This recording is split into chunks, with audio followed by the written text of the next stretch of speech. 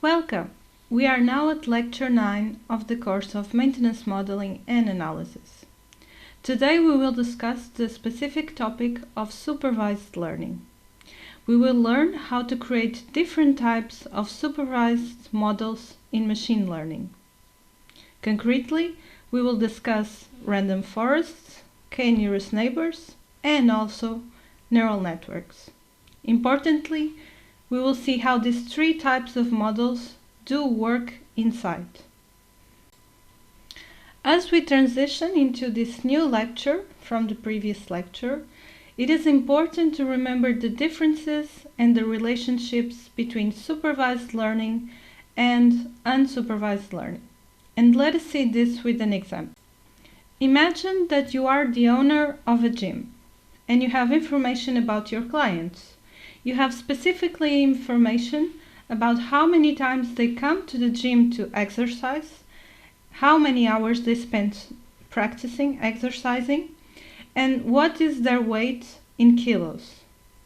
Plotting this, we have on the x-axis the number of hours in the gym, and on the y-axis, the vertical axis, we have the weight of the customers in kilos. We can see each client being here represented as a circle filled in gray.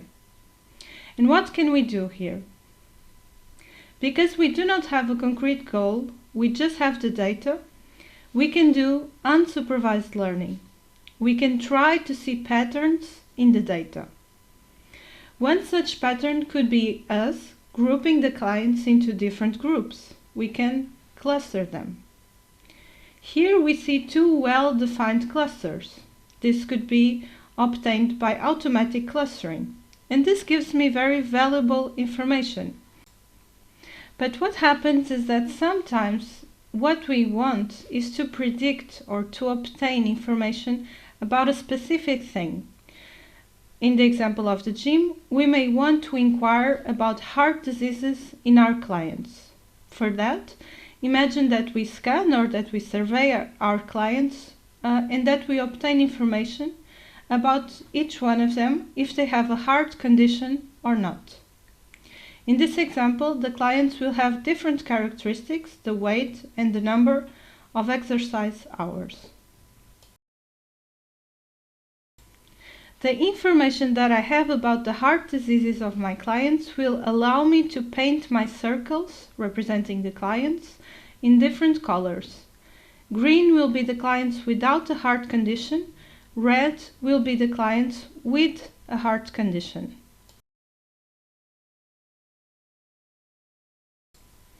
Given this data, I can even draw a line to differentiate between the two groups.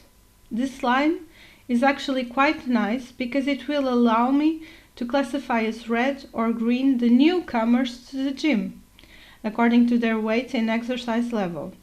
In this case, for this new point that you see here, I can observe that the new client exercises often but has a considerable weight.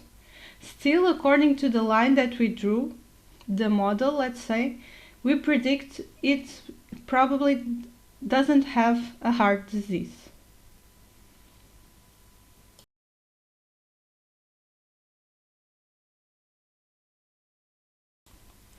Supervised learning operates under the guidance of these labels, the targets, like the learning of a student with the help of a teacher.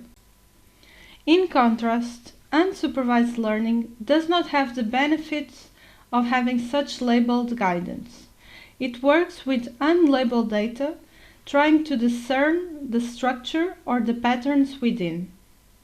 Unsupervised learning methods might not achieve the same accuracy levels as their supervised counterparts, but they can also discover surprising patterns.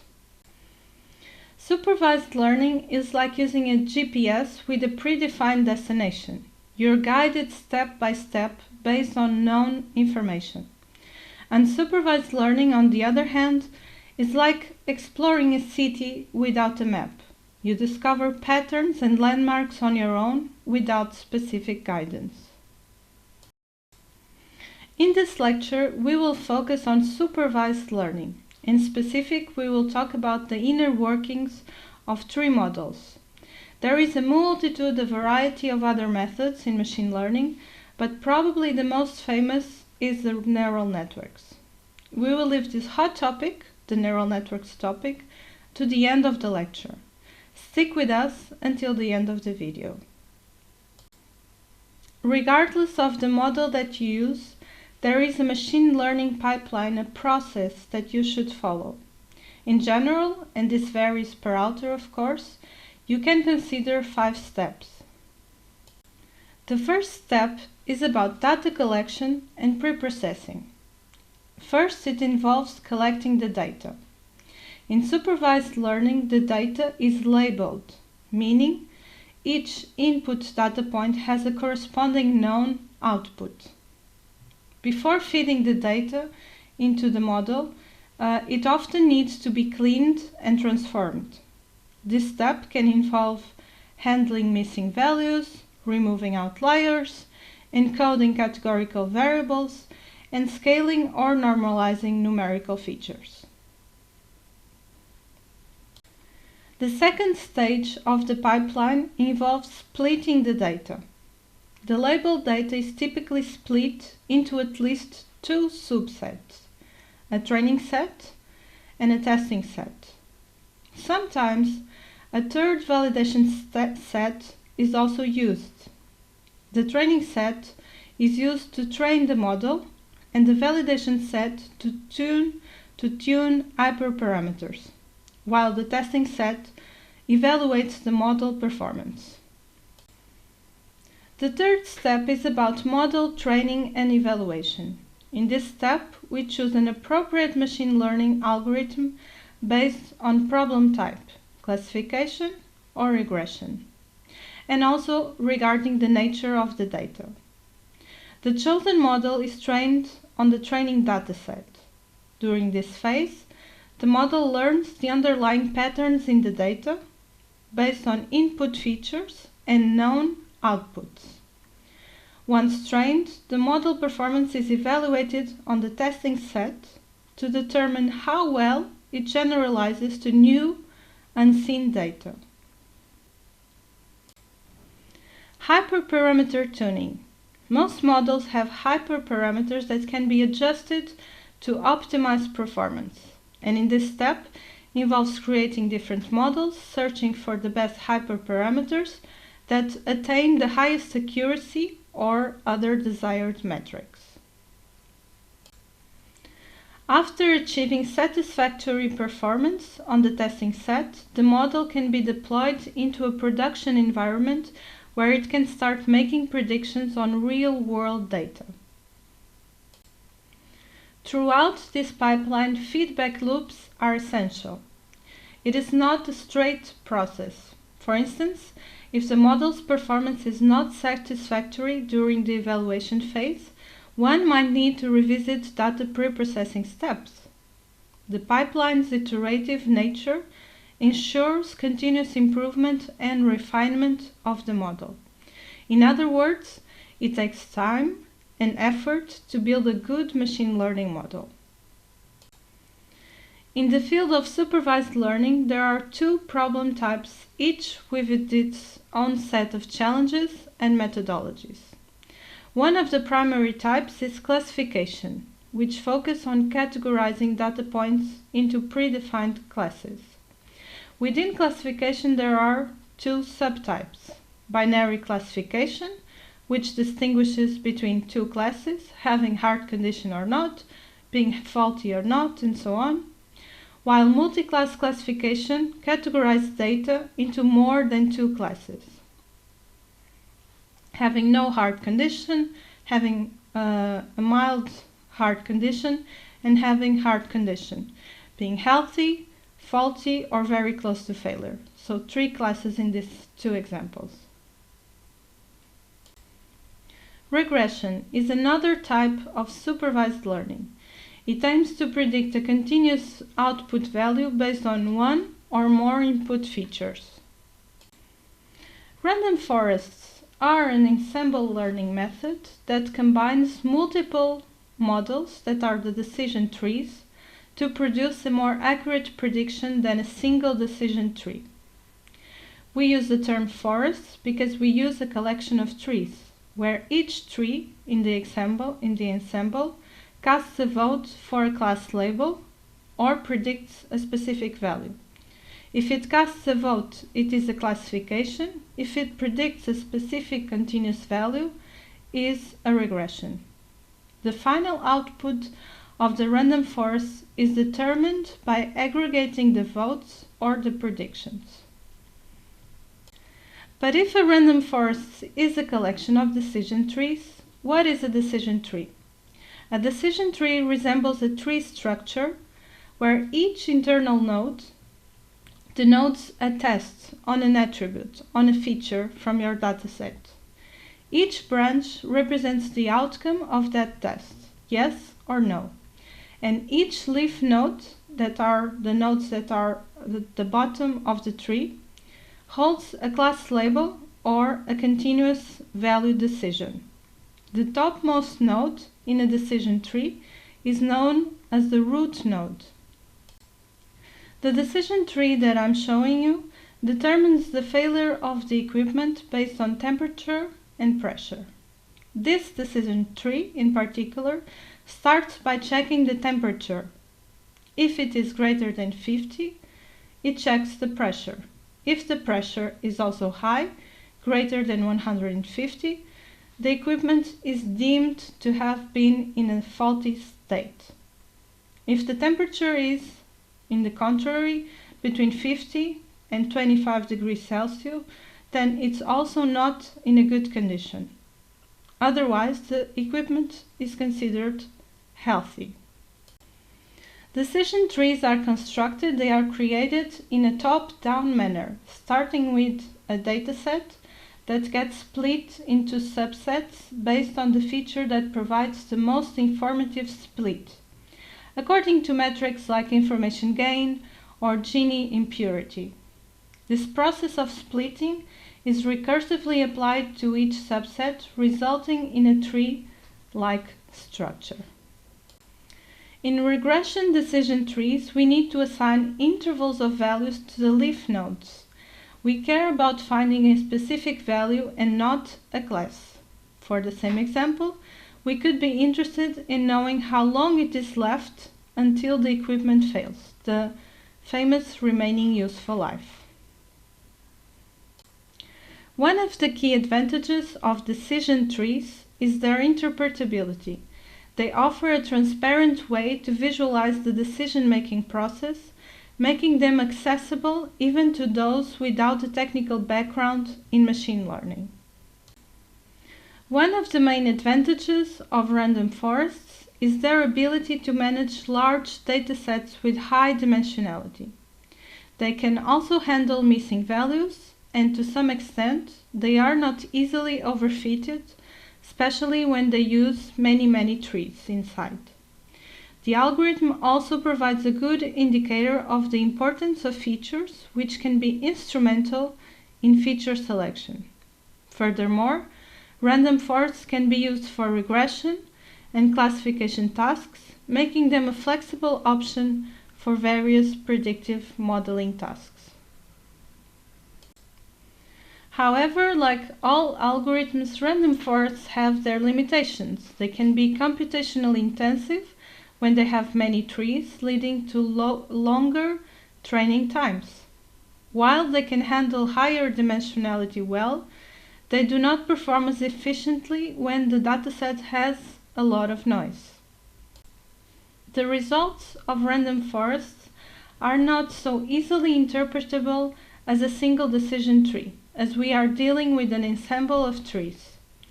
Lastly, for data that includes categorical variables with different numbers of levels, random forests are biased in favor of those attributes with more levels.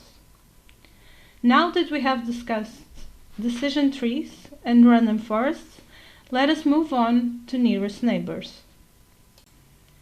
Nearest neighbors is rooted in a simple yet powerful idea.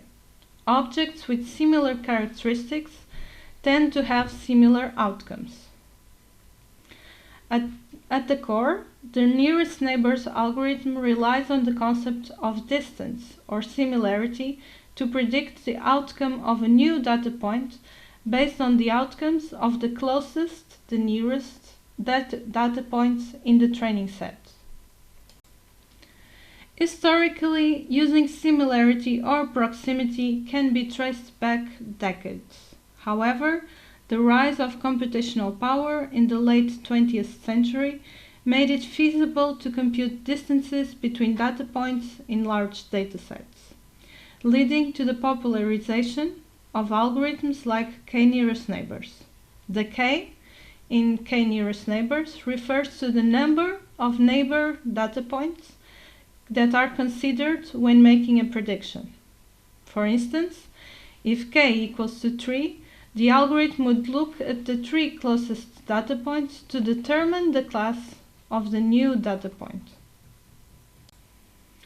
While nearest neighbors might seem rudimentary compared to some of the most complex algorithms available today, its simplicity is also its strength. It does not make strong assumptions about the underlying data distribution, making it versatile across various applications. K-nearest neighbors, with its intuitive approach to classification and regression, offers several advantages. First, as I said, it's a non-parametric method, meaning it makes no explicit assumptions about the functional form of the data, which makes it very adaptable to different applications. Additionally, the simplicity of the algorithm makes it relatively easy to implement and to understand.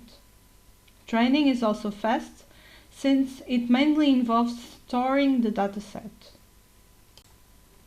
However, the k-nearest neighbors is not without its limitations. One of the most significant drawbacks is its computational intensity during the prediction phase, since it requires calculating the distance between the new point, and every point in the dataset. It can be slow, especially with large datasets. This also means that it is memory intensive, since the entire training dataset needs to be stored. Another major challenge is the curse of dimensionality. As the number of dimensions or features increases, the distance between two data points in the feature space tends to converge, making it harder to identify truly close neighbors. This can be somewhat mitigated with dimensionality reduction techniques, but it remains a concern. Lastly, k-nearest neighbors can be sensitive to irrelevant or redundant features because they can influence distance calculations. Proper feature selection or weighting of the features becomes crucial to ensure the effectiveness of the algorithm. Leaving the friendly neighborhood of nearest neighbors behind, let us go into the brainy world of neural networks and explore its wonders.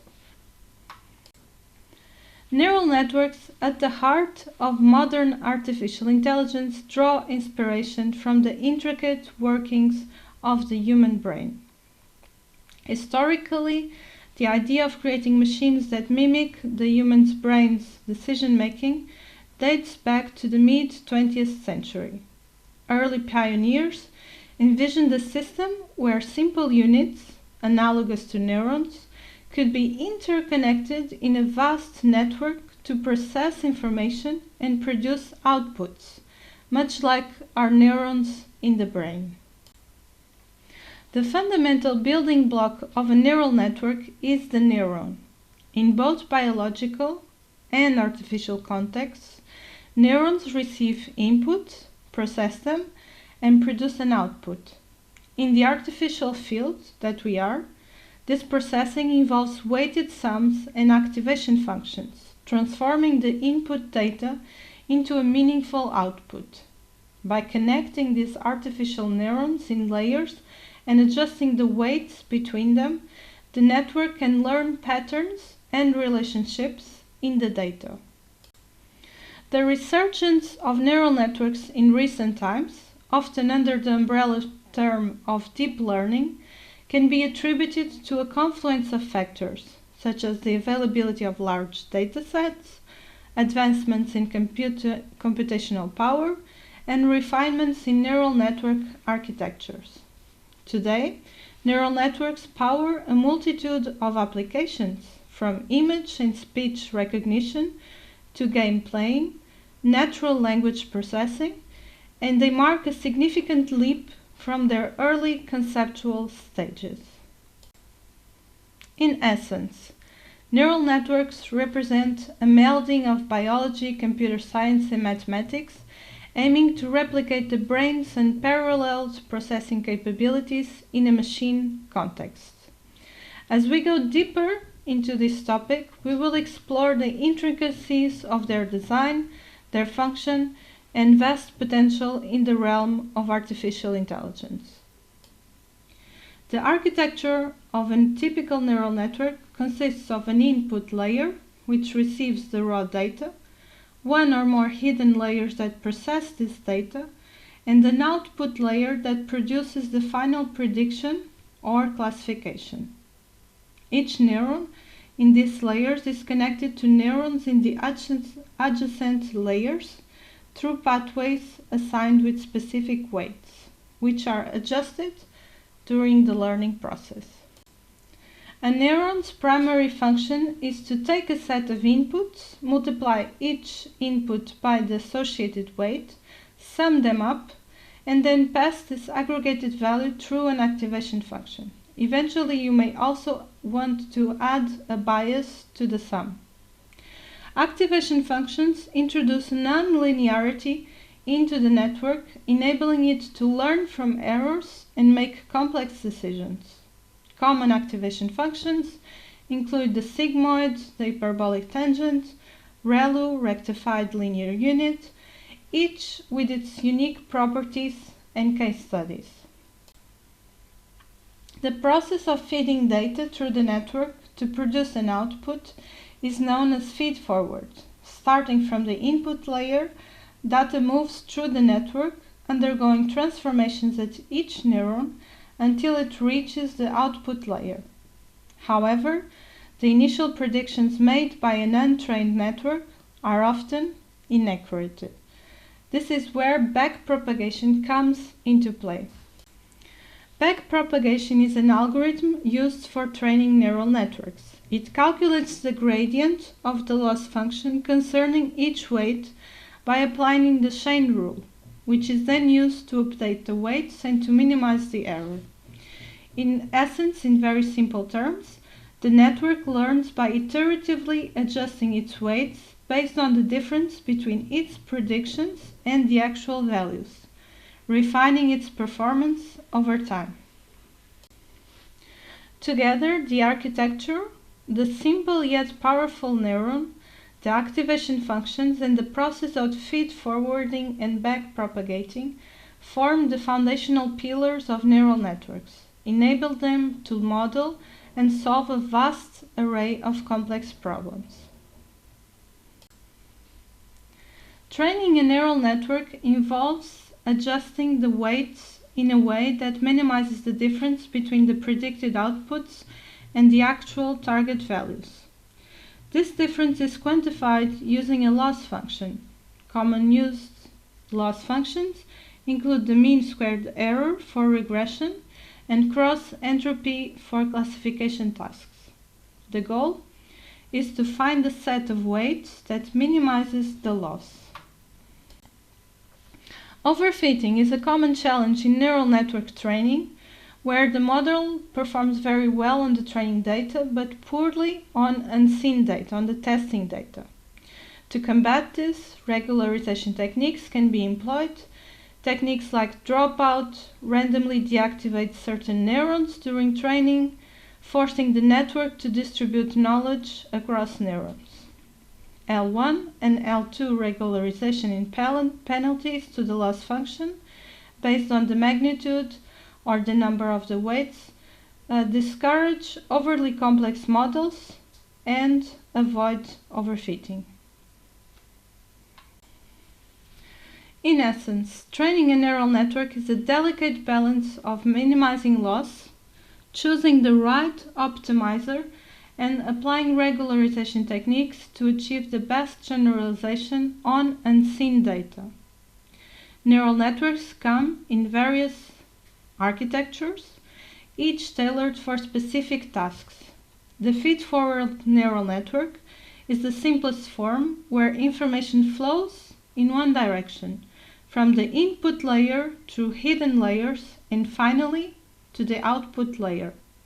There are no loops in this network, and it's primarily used for straightforward classification and regression. Convolutional neural networks are designed for tasks like image recognition. They employ convolutional layers that apply filters to input data, capturing local patterns like edges and textures. Pooling layers are then used to reduce the spatial dimensions of the data, focusing on the most salient features. These hierarchical structures allow KNNs to recognize complex patterns by building on simpler ones. For sequential data, like time series or natural language, recurrent neural networks are more suitable. Recurrent neural networks have loops that allow information to persist, enable them to maintain a form of memory.